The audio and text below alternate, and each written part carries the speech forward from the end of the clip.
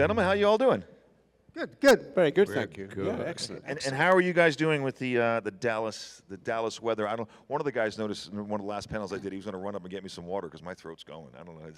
It's scratchy here, but it's. You know. Is it warm outside? I haven't been outside for 3 Yeah, days. outside, That's the way to do yeah. it. I think I managed 2 minutes outside, and then So it's hot for you too. Yeah, oh baby. I'm Scottish. This is hot, man. Yeah.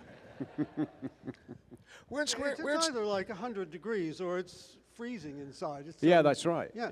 Yeah. Well, I'm from New England, so I like it cold. I want it to be even colder than this. This is a great place. Yeah. Where in Scotland are you from, Dennis? Originally I was born in Glasgow. Okay, great city. When it was a very rough town, very tough town. And we were, anyway, my father was a watchmaker and jeweler, and my mother was having a difficult time. Anyway, he moved us when I was 3 years old to a small town called Crieff in Perthshire. 6,000 population, beautiful countryside, and a really buzzy little town. And we got very lucky. It was a great place to have a childhood. Fantastic. No, Scotland's beautiful. Scotland is. I've been It's there a quite couple times. something, And yeah. it's a beautiful Yeah, place. it really is. It's fabulous, yeah. Dermot, where are you from? Well, I'm another Celt from Cork in Ireland, where the Blarney Stone is, and but I live in London these days. But I go back to Ireland quite a lot. Yep. Okay. You still doing stage work there? You still doing stage work on the theater and? I not for a while. The last play I did was about 3 years ago at the National Theatre. What play? Yeah, Translations by Brian Friel. Okay. That's great piece, yeah. So I saw you in Translations because In New York? So Brian Free did 2 plays. Well, he did many plays, but he did Faith Healer, Yeah. which had Ian McDiarmid in it. Yeah. And my girlfriend said you only went to the play because Ian McDiarmid was in it, and you don't like culture. I'm like, that's not true. So a year later on Broadway, she said, look, Brian Free has another play. It's called Translations. Let's see that. I'm like, fine, see, I'll go. It's all about culture. So we go there, and she looks at the playbill, and it says from Star Wars, Dermot Crowley. She looked at me, she goes, do you know who Dermot Crowley is? I'm like, hell yeah, that's the General Dean. He saved the rebellion. She got it. She was upset. Because it was her decision. She made me go there. And Richard, where do you hail from? Yeah, well, I was born in New York and lived all over the U.S. as a kid, and moved to England in the mid-'60s to go to drama school, and pretty much stayed there ever since. I've been, apart from a bit of a stint in Hollywood in the 90s, pretty much lived in London, more recently moved to the south of England, kind of retired to the... Did you say York or New York? New York. New York. Like Syracuse. Like where I live. You live in, so you were born in America. Syracuse, yeah. I didn't know. I didn't do my research Yeah, well enough. and lived in Boston, outside Boston, and all over. Okay, we could be mates. I'm from Connecticut. Yeah, you all right, never there you know. go. So Dennis, how did you? And this is going to be for all 3 of you gentlemen. How did you get involved in Star Wars? What was the beginning? Oh boy, it was very, what can I say? Okay, so in summer of 1976, a very, very hot summer in the UK. England was brown. There was a drought. It's the first time I ever saw people wearing shorts in London. Never been seen before. Oh my God, he's wearing shorts. Peculiar. Anyway, I met this guy with loads of other young actors called George Lucas in a small office in Soho to do with some science fiction thing or something like that. I didn't know. Anyway, I met him. I didn't hear anything. And then it was actually a very interesting year for me. I did 2 movies in France that year with some extraordinary people, amazing actors and directors. And anyway, I came back from all that. And my agent rang me and said, they want you to do that film, that Star Wars thing. You met George Lucas, that thing. I said, really? And they'd already started shooting. I just dismissed it. So I said, well, I was free. I thought, we said, okay, let's do it. And that's how it happened.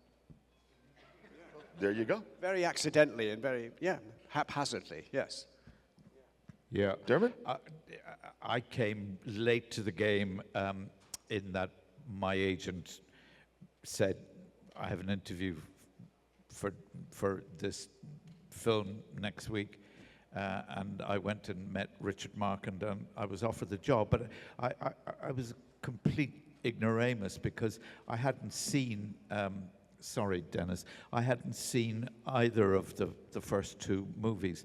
I kind of wasn't into science fiction as I thought of it at the time.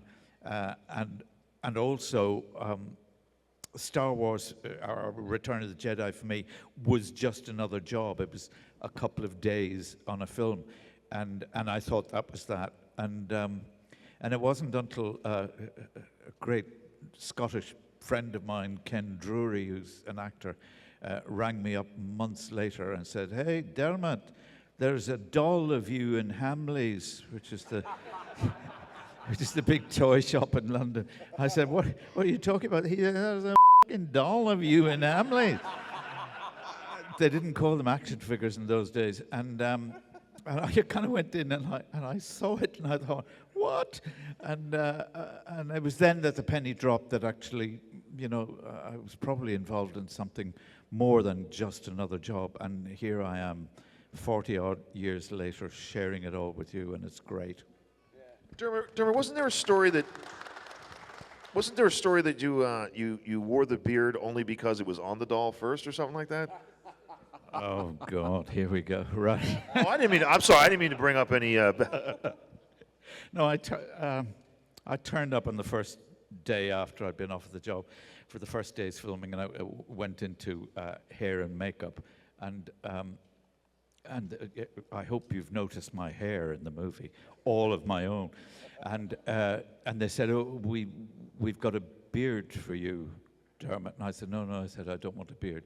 And they said, no, we'd really like you to have this beard. And I said, "But I said, I'm allergic to spirit gum, and I hate having things stuck in my face, so I'm not having it." And so they kind of said, "Oh, okay." And they sort of disappeared. And 10 minutes later, Richard Marquand, God bless his soul, came in and he said, "Dermot," he said, "do me a favor, wear the beard." So I said, "Okay." So they kind of stuck the beard on me, and you can kind of see it if you look very closely, the spirit gum. And that was that. But I didn't realize until Ken Drury called me up and said, "There's a doll of you in Hamleys." When I looked at it, that I realized that in actual fact, the doll was made before the actor was cast, and the doll had a beard. And so they had to match.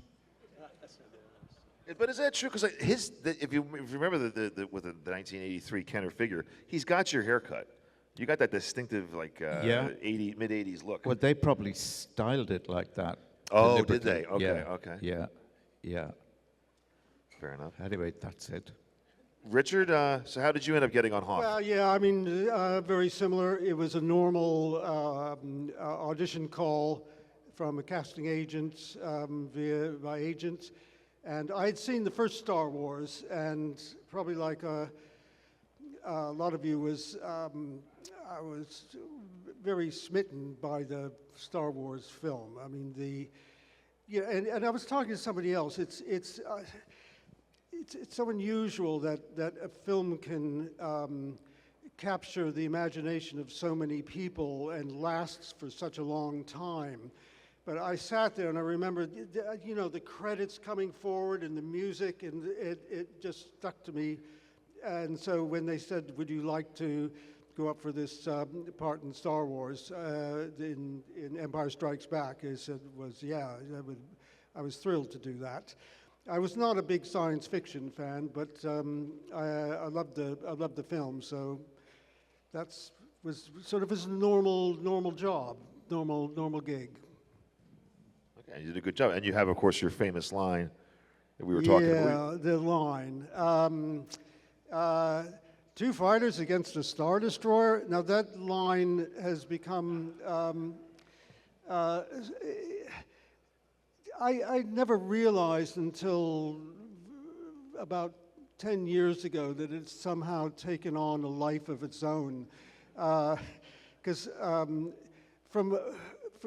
as far as I was concerned, it was a small part in a really great film, and it was fine. But I didn't think my bit was anything amazingly noteworthy. But my daughter said to me, "Dad, if you Google the first 3 words of that line, the scene comes up on YouTube," which is ridiculous. That's insane, isn't it? I mean, it's, you know, and this is years later, and so I started doing these conventions and realized that most of you fans were affected by the film in a similar way I was when I first saw The New Hope, with that music and the titles and the spacecrafts coming over, because I hadn't seen anything like that, and it resonated with me so much. So I can understand why you guys all come out here all these years later to connect to us, and I'm really grateful because it means we get to travel around and see you guys. So your first film in Star Wars, you got to be directed. Were you directed by George Lucas in your scenes? Well, we'd use the term direct loosely, but no, George is some kind of genius, as we know, absolutely. But yes, I was directed by George, that's right. Give us little tidbits about Sure, it. absolutely. Well, on the first movie, right? So as I said, I don't think we saw a full script, really. So like, let's say there was a big battle sequence. I think it might be about 24 pages of a script, right? And as we shot, as we each went up, individual pilots, to shoot our pieces in the X-wings, we didn't know there were X-wings, but we sat in this chair with a cockpit behind us. And in front of you was the camera and George. So George, in his naivety at that time, thought you could take 24 pages of script and just do each of your lines without any cues whatsoever. Just remember lines for 24 pages with no cues. So I said to him, "Oh, George, look, it doesn't work that way, okay?" I said, "I'll tell you what to do. Say the line to me, and I'll say it back to you, okay?" So he would, well, let's take a line, and look at the size of that thing, right? So he'd say to me, "Look at the size of that thing." I go, "Look at the size of that thing." Now look up there and say it. "Look at the size of that thing." Look down there and say it. "Look at the size of that. Faster, more energy. Look at the size of that thing." So we do 6 or 7 different takes on each line. So he had plenty of choices in the edit, essentially. And that's how we shot those sequences. That's how I shot those sequences anyway, you know. Did he actually give you the line, which is very famous, faster, more intense? Oh, yes. Oh, he certainly did. Okay. Faster, more energy. Faster, more intense. Yes, certainly, excellent. certainly did. Yes, Excellent. All right, yes. you've made it. Yeah. So how does he compare to you? You were lucky enough. You were directed by all 3 original trilogy directors, correct? Yeah, sure, yeah. So next up was Irving Kershner. Yeah, Irving Kershner, who was a very nice man, lovely. I remember when we went to, I was a member of Irving, we went to Norway to shoot. And we arrived in Bergen, and we got on a train, and we started to go up, and it was snowing. And so we're going up and up and up. We kept going up and up on all the time, and the snow was going like that. And then at a certain point, the trees disappeared. There were no trees. And then I noticed the snow was going like that, horizontal. And we got to this huge ski lodge, and we were snowed in for 3 days. We couldn't move. Luckily, thankfully, there was a discotheque in the basement. So we danced our asses off for 3 nights. It was great. I loved it. It was great. Anyway, finally, the weather cleared. And I remember Irving, who's a tall, gangly American, was going out in this hat with the big lugs hanging down like that. And he went and he turned at the door and looked back and went, "Here go the crazies." And off we went to shoot. It's great. Okay. And then you got Richard Marquand too, also directed you That's in right, Return of yeah. the Jedi. Any quick remember? Yeah, memories of Richard that? was my recollection of Richard. Yes, he was a very open, easy man to work with, and I like working with him. I mean, I like working with them all. But Richard had a different kind of tempo. He was very approachable, very, very easy. I liked him. Yeah. Thank you. And then Dermot, now you've filmed some cockpit scenes as well, in the chair with the gun. Yes. But they were ultimately deleted, obviously, from the film. But can you talk a little bit about them? Do you remember shooting that scene? Well, when I finished the scene that I was doing with Caroline Blakeston, which took about 2 days. And when I was leaving the studio, the first assistant kind of said, "What are you doing next week?" And I said, "I'm not doing anything." And he kind of said, "Well, George would like you back to do some work with him and the second unit." And so I thought, well, great. So I came back, and I kind of had the same experience that Denis has just described with George, in that it was, I mean, if you'd come from our sort of background, which was certainly in my case, and Denis's too, was like a theatrical background, and you interact with the director, and you find your part and your character and all that. There was kind of none of that. It was a bit like being told to say the line in like 10 different ways, and it was exactly that. But of course, he knew what he wanted, whereas I didn't know what he wanted. I just did what he said. And it was kind of flying into battle against the blue screen. And it was great fun getting up every morning and getting to say, "May the force be with you," and going bang, bang, bang, and going home in the evening, and trying to do it. And of course, it never made it into the movie, unlike Denis. And but now it's on. I mean, I understand that several endings were being shot as well, so that it didn't seep out into the public consciousness of how the movie might actually end. And people said that was part of it. But, I mean, the security was very tight because the whole Star Wars world was so famous by then, although I didn't really know it, not having seen the first two. And we were only given our tiny little bits of script that related to us. And so we never saw the entire script. And there was also a kind of an order that when you finished your day's shooting, that you handed back the script or the pages. And I forgot one day, and I finished shooting, and the car took me back home, and I was sitting down having dinner, and about an hour later, like, there was a ring in the doorbell, and I kind of said, "You took the script home with you?" And I said, "What?" And it was in my bag. I'd forgotten to hand it in. And they sent a driver specifically to collect the script and take it back to the studio in case, I don't know, in case I lost it, in case somebody read it. And that was it. So it was big then by the third movie, was my experience. Yeah. Okay.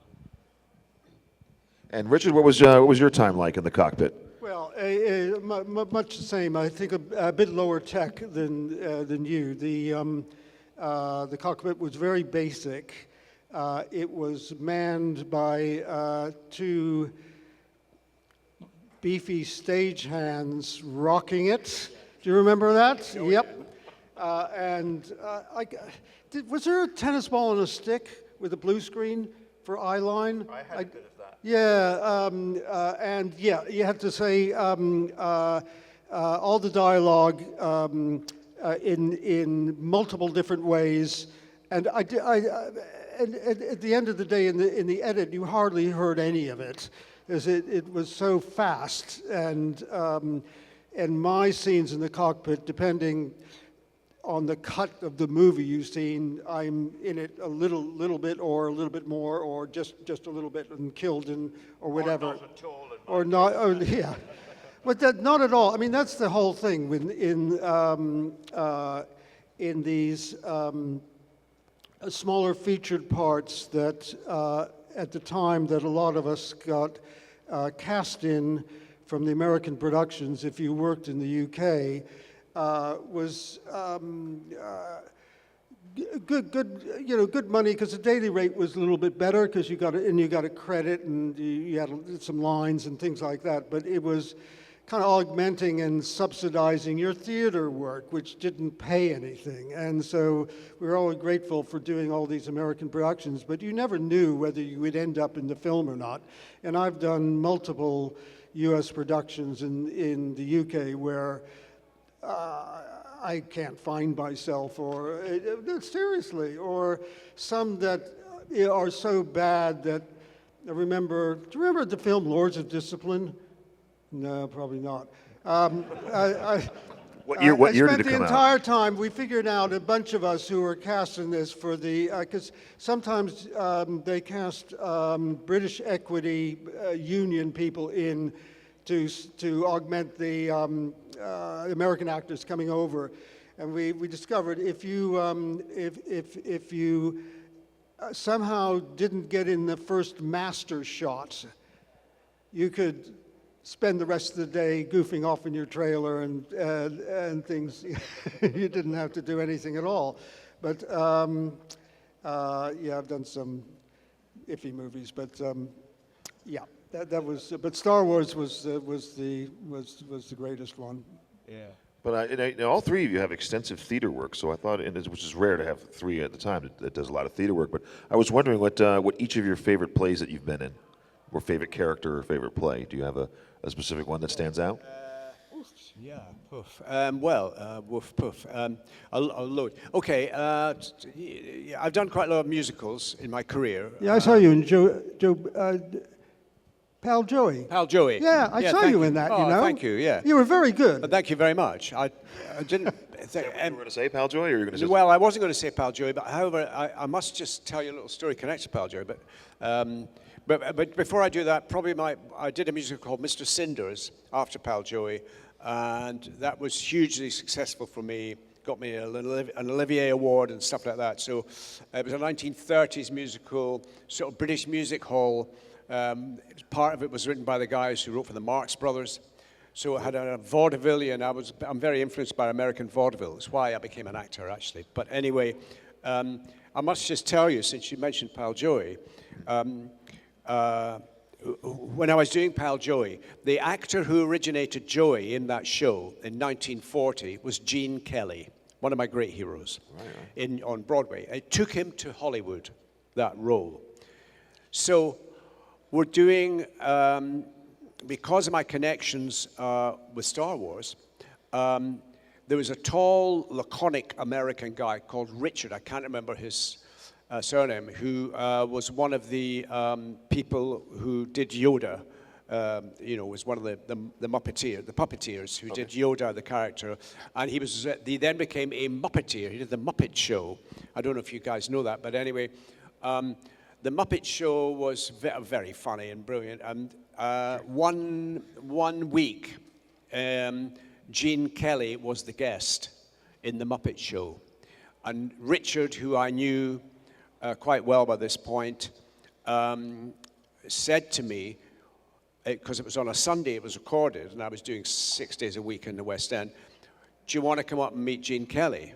I went, are you kidding? Yes. So anyway, I went up to Elstree, where they recorded it, to my partner and my son, and so halfway through the recording, Richard came over to me and said, no one's to disturb Gene in his dressing room, but that I'm taking it. So he said, come with me. So he went, he knocked on the door. Somebody said, come in. He opened the door, and there was Gene Kelly and his wife. And Richard said, hey, Gene, this guy and you got something in common. And he shoved me into the dressing room. And I told him what I was doing, and he went, oh, he was so charming, so amazing. He said, yeah, we heard about you in Paris. Well, I don't know how, but anyway, it was extraordinary to meet him. And the way I met him was because of Star Wars, which I always thought was just extraordinary. Yeah. Would have been funny if you walked in and he went, Wedge Antilles. Yeah. That would have been very surprising. Excuse me. But I've done loads of stuff, yeah. I mean, yeah, a lot of new work, experimental plays, physical theater, improvised theater, lots of different things. And you still perform? You still yes, do I theater did. work? I did the musical Anything Goes 3 years ago in the West End. Okay. Again, American vaudeville, right up my street. I loved it. It was fantastic. And I'm still working quite a lot on television.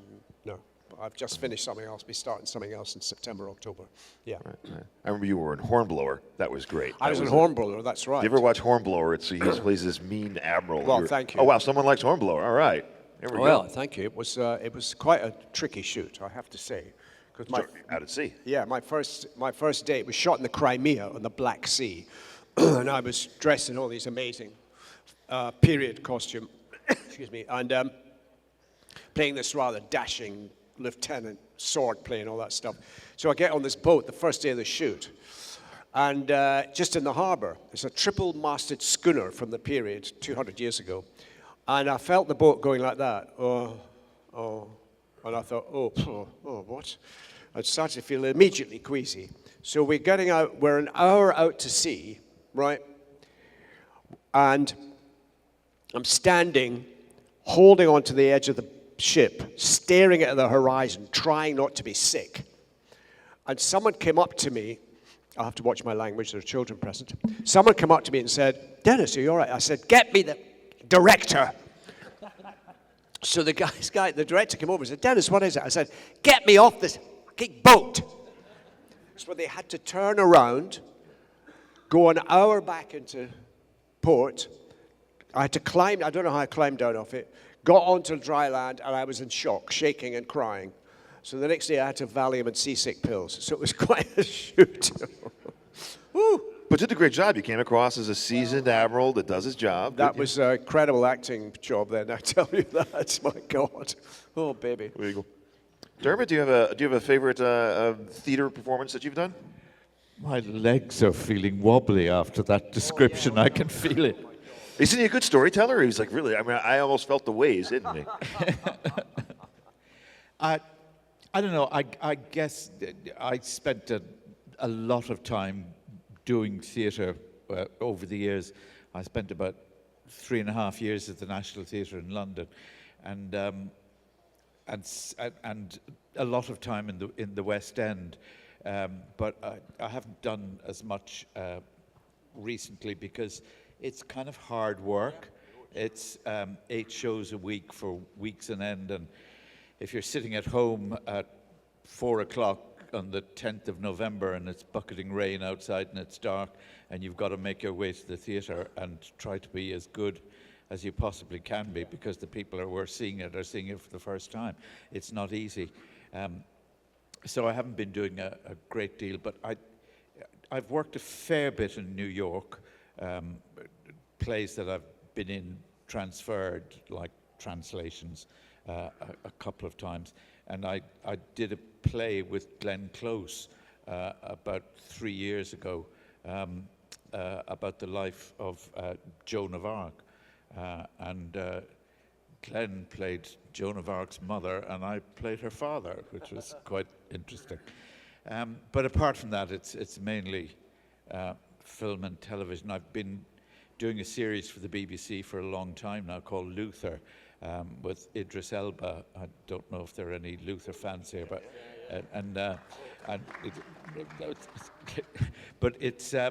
and then we did a film for Netflix finally, but we've actually been doing that on and off since 2009, and I guess that's the favorite thing I do. Really, it's good.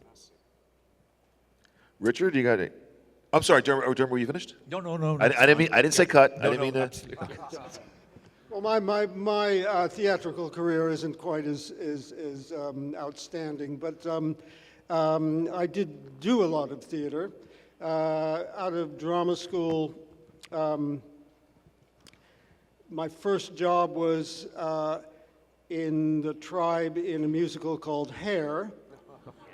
You all know, this is the dawning of, But I think a lot of us, several of us from the school I went to got cast because we were willing to do the nude scene, which was a first in I think it was the first in. I was in Here as well, Paul. Yeah, and it was a great experience to do straight out of a drama school, but worked in Prospect Theater Company for a while, a repertory theater company, touring around, did plays, did a good one with Michael Rudman at the Hampstead Theater Club. You've played the Hampstead Theater, nice venue. I was lucky enough to have one, and as an actor, unless you're very versatile and are lucky, I've had one successful part in a play called Kennedy's Children in the 80s, which I got some recognition for and some good reviews and award nomination and the like, and went to the West End with that as well. And even if you have one thing as an actor through your career that you've had something where you've been recognized for theatrical talent, not just your line in Star Wars, which I appreciate though, because it's, you know, a good iconic moment. But it's, you know, nice to have, if someone recognizes you from something you've done that had been critically acclaimed. Because I did a lot of rubbish television. You've done better television. Oh, don't be so hard on yourself. God, Don't I be did bloody Yanks Go Home. Do you remember that? That was the worst sitcom I've ever. Oh, and all those Tales of the Unexpected and all the early stuff. I was pretty much a jobbing actor at a maybe a lower level than these guys. And I think the most money I ever made in acting was I was the Lifebuoy soap boy. Yes. And that was syndicated through all of Europe and stuff. I think I made more out of that commercial than anything else I ever did. But I was what they call a jobbing actor. I did lots of different stuff, everything from commercials to really bad films to some good stuff. And, you know, we are fortunate if we were, as an actor, able to make a living at it for 45-odd, 50-odd years. It's because, you know, a lot of people don't. And I feel for young actors today, they don't seem to have the scope of work that we grew up having. Did you know what I mean? I don't think they do. I don't think they do. Just when there was so much different work in theater and this and in that, you could keep going, where now you sort of kind of have to be a star instantly, and it's very, very difficult. Yeah, that's true, I think. Okay, I have one question I'm going to ask you again, but Chris, can we set up the mic again and see if we can have some questions from the audience? Chris, where's Chris? I don't see him. There he is. There he is. Oh, you took your hat off. Now he's in camouflage. Anyway, Dennis, and it's just going to be for all three of you, do you have a favorite Star Wars character other than your own? I'm going to assume Wedge Antilles is your favorite because he's a rock star. Nah. Yes, of course. Hang on. Is Wedge your favorite? It could be your favorite. No, God, no. Don't say. No. Chewbacca. Chewbacca? All right. That's a rare. I've asked that question all the time. I'll tell you one good reason, because when we were snowed in Norway, I used to play snooker pool with him, with Peter. the big man. And he was far too tall for the table, so I always won, so I like Chewbacca. You know, he lived down here in Dallas. He had a goat farm. I didn't know that. Oh, my in Boyd, God. yeah. His funeral was here in Dallas. I went to it a couple years ago. Okay. And he, so Boyd is, what is Boyd? Help me out, like 20 miles away? You guys are from Texas. What the I'm looking at an oil painting right now. You're all like... it's like 200 miles across, right? What? 40 miles, okay. So Chewbacca, okay, that's a great answer. I just loved the character because it was so out there, you know. Right. Whoa, and Peter Whoa. I got to hear that again. What was that? No. Whoa. Anyway. Perfect. Sorry, it's lunch. Perfect It's lunch. meme. Yeah. Dermot, do you have a favorite Star Wars character? You know, I would second Dennis's choice because I loved Peter Mayhew. He was such a delightful man. He's a lovely man. When I first started, coming to conventions, he was the one who sort of showed me the ropes and was always incredibly supportive, and I miss him greatly. Yeah, same to me. Peter was such a really nice guy. And I love the Chewie, the character, is one of the most iconic characters in Star Wars as well. It's I agree with that. And all three of you, by and large, if you stretch it a little bit, had scenes with him. You were all in scenes with Peter Mayhew because your scene, he's in the background. You're obviously in the briefing room with him, and I mean, oh my God, you're everywhere. You know? Well, like Chewbacca was always kind of around somehow, wasn't he? Yeah. Right. Yeah, it was Always great. lurking. All right, so we have a mic set up. If anybody wants to run up there and get it really quick, I can't believe a room full of Star Wars fans. Okay, come on, Grub, get up here. Is she getting up to the mic? All right, we're good. Okay, go. This is for Dennis. There are stories of you that Ian McKellen Ian, do you mean Ian McDermott? Yes. Ian McDermott. The story about me and Ian McDermott. Oh, yeah, great. Good question. Okay, when I was 17 years old, I'd wanted to be a performer since I was 3 or 4 years old, that kind of stuff. Again, American vaudeville, that kind of thing, what I was seeing in the movies as a kid. But, however, so 17 years old, I wanted to be an actor. I had no advice. I'm from a small town in Scotland. Nobody's done this before. So I had a pal of mine, Ron, who was kicking off in journalism in a town called Dundee in Scotland. Okay. I went through to see him, and I can't remember exactly how, but I found a little amateur dramatic company. And they had the most beautiful little theatre, kind of Victorian. It was gorgeous. So I joined that company. The leading actor of that company was a guy called Ian McDermott. So I was there for about 8-9 months altogether, and we did about 6 different productions, different kinds. It was great, and I got a job selling carpets during the day to keep myself going, or not selling carpets, but anyway. So then Ian and I auditioned for drama school on the same day in Glasgow. And we came out of the building, and I remember we had a chat in the street. And I watched him walk away up Buchanan Street, and I thought, boy, I'll never see that guy again. And we both got in to drama school. We trained together. We shared flats together. So I've known him, and I've worked with him in theatre subsequently. And he's an incredible stage actor, just amazing, and an extraordinary guy. So I've known Ian, the Emperor, since I was 17 years old. Yeah. And then 15 years later, you tried to kill him when you blew up the Death that's Star. right. Yeah, well, you got to, You got to do what you got to do. you got to make a living. You know what I mean? It's all in a paycheck. What are you going to do? Sorry, Ian, but tough shit, All right, you got this gentleman here. Sorry, it's Lou. I was wondering, you're all such accomplished theater actors and actors. What was the moment, either a TV show or film, that made you go, that's what I want to do. I want to be an actor. What is the birth of your want to be an actor for all 3 of you? I'll do that first. Well, I was brought up, as I said, in this little town, 6,000 people, but at that period, there were 2 cinemas, and they showed a split week, so there were four movies a week. But what we did, every Saturday afternoon as kids, we went to see a matinee. We went to see movies. So the people I saw were the people who I wanted to be: Danny Kaye, Gene Kelly, Donald O'Connor, performers like that, Jerry Lewis. I wanted to be like that. Came out of my family background a bit. Everybody could sing and dance, and my grandfather was brought up in Newcastle, we discovered, straight across the street from a music hall. And he was full of eccentric, funny dances and funny old songs and stuff.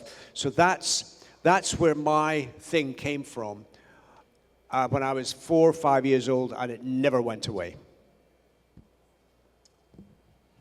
Well, when I was born in Cork, as I told you, and when I was at kind of like nursery school, I was about 5, and I was cast as the second shepherd in the nativity play.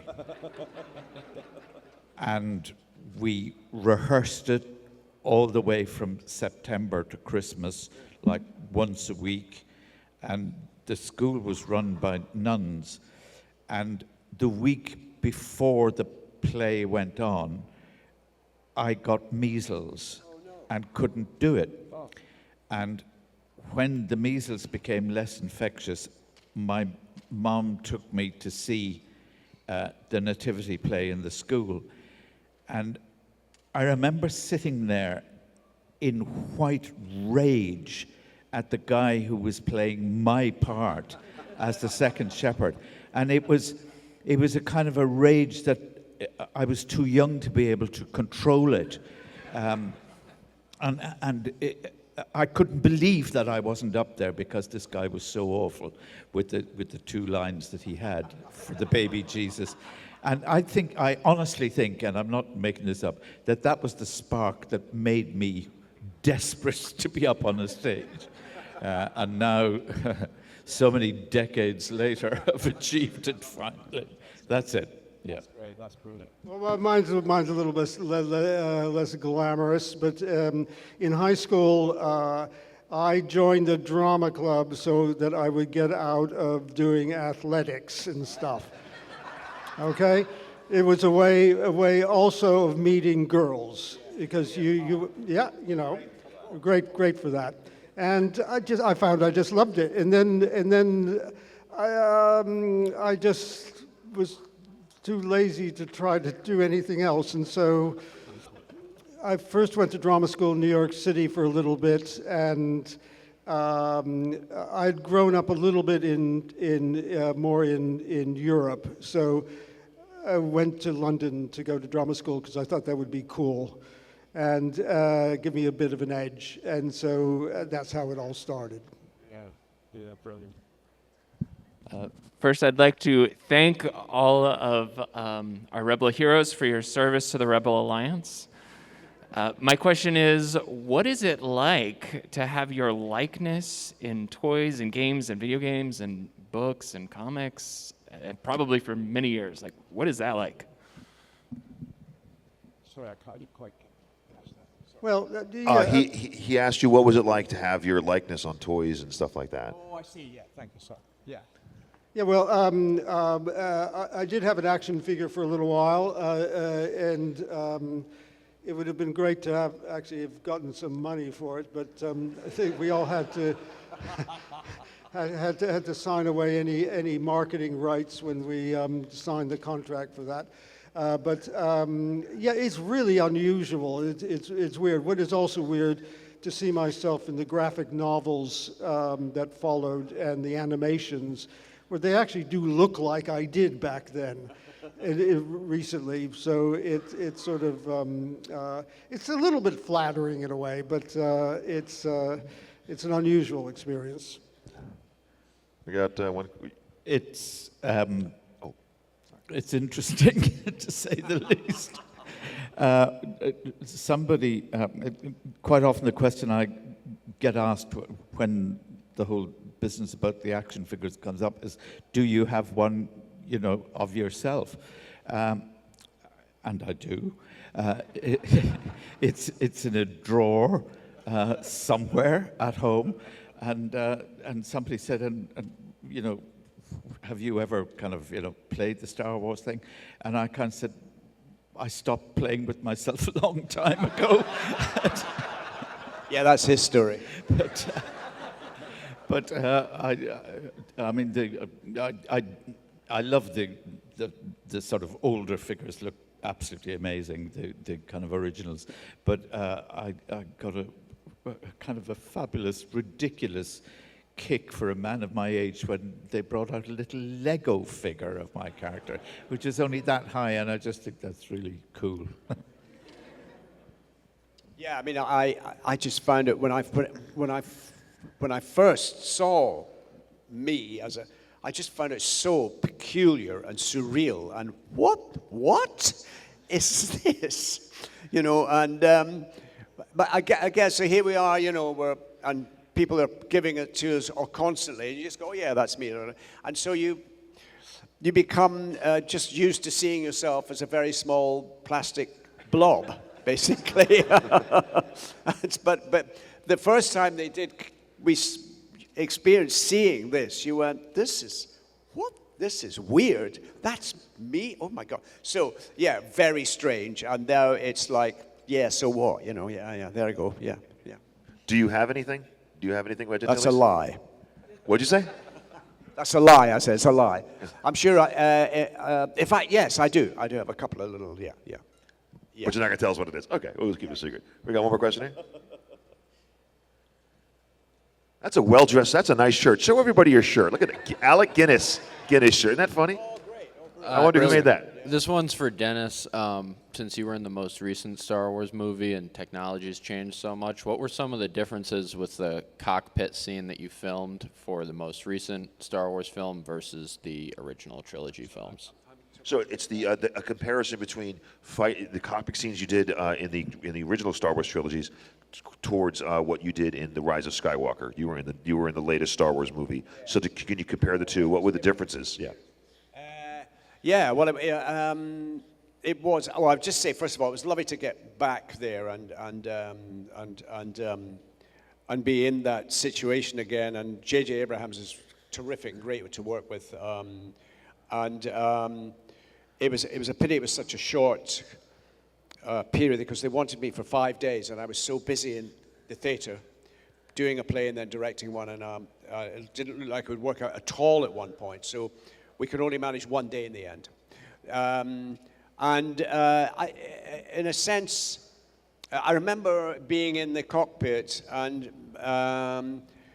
it was in a much more realistic. The thing I was supposed to be flying looked like the full thing, you know. And so that was quite a relief, really, knowing exactly what I was supposed to be flying.